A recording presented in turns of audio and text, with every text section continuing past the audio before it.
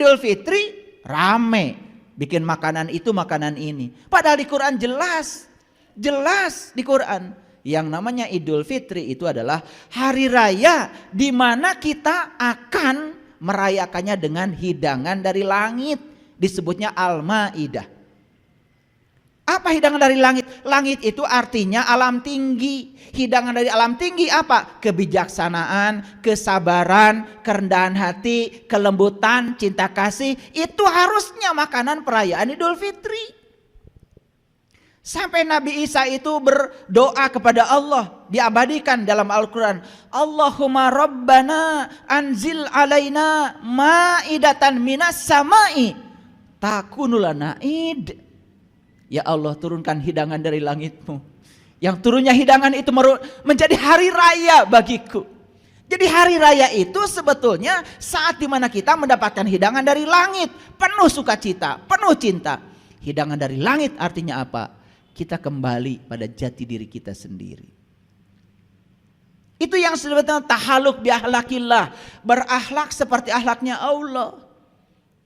Makanya Allah mengatakan wa ahsin kama ahsanallahu ilaika. Berbuat baiklah kamu sebagaimana aku berbuat baik kepada kamu.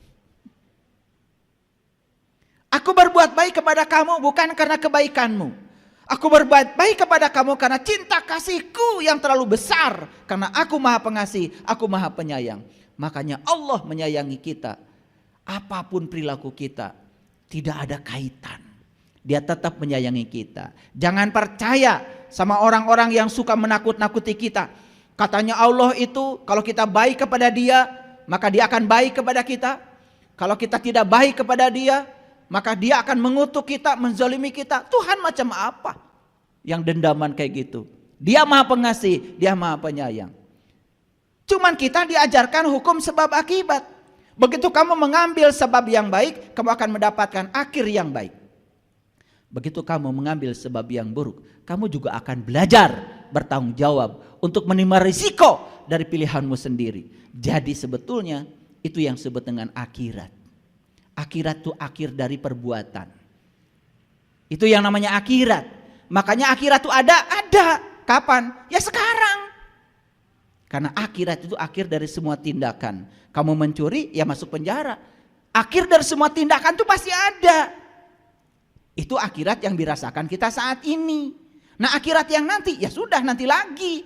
Karena saya percaya, kalau sekarang kita mengakhiri semua dengan kebaikan di dunia, ya kita juga udah pasti dijamin kebaikan di sana. Betul nggak? Gitu. Mas saya mengajarkan surga dan neraka di sini saat ini sekarang, itu karena Quran yang mengajarkan. Di Quran dikatakan fa ammal ladzina syaqu fa finnar lahum fiha zafirun wa saikun. Neraka adalah tempat di mana kamu masih bernafas. Di mana kita bernafas? Di tubuh ini. Karena kalau kita sudah keluar dari sini, nggak ada nafas. Nafas itu penghubung antara ruhku yang di dalam dengan semesta yang tanpa batas ini. Ketika ditiupkan ke sini, baru ada nafas. Ketika sudah tidak di sini lagi, ya nggak ada nafas.